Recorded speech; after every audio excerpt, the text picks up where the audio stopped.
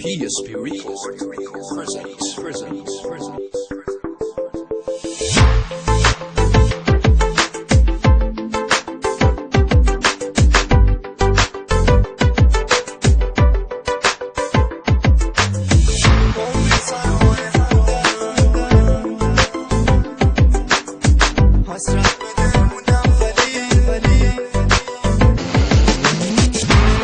ترانه خوندم در یاد تو نموندم، حسرت به دل موندم ولی عشقت به دل نشوندم. ای روزگار بی وفا از او چرا گشتم جدا، در این هوای بی کسی دلتنگ و سردم ای خدا. حالا گذشت آن روزگار، آن لحظه های بی قرار، کاش که میشد تموم بشه تنهایی های بی شمار. یادت نمونده عشقمون در این فراموشی نمون، وقتی میگم نرو نرو، وقتی میگم بمون بمون.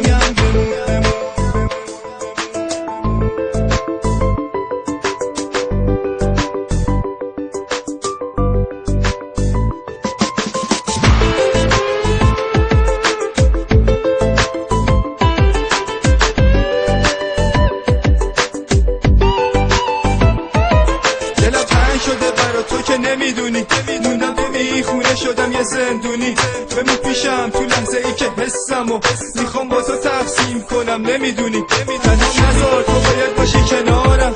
همین روزاست به وجودت نیاز دارم، تو تاریکی آتیشو بیا کنارم، نذار دیر بشه بگم دوست ندارم.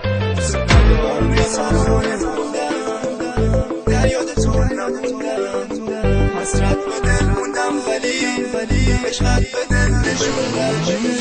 ای روزگار بی وفا از او چرا گشتم جدا، در این هوای بی کسی دلتنگ و سردم ای خدا.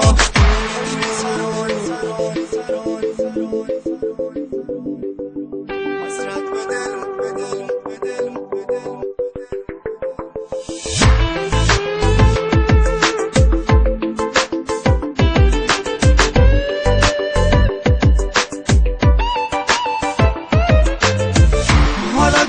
آن روزگار، آن لحظه های بیقرار، کاش که میشد تموم بشه تنهایی های بی شمار.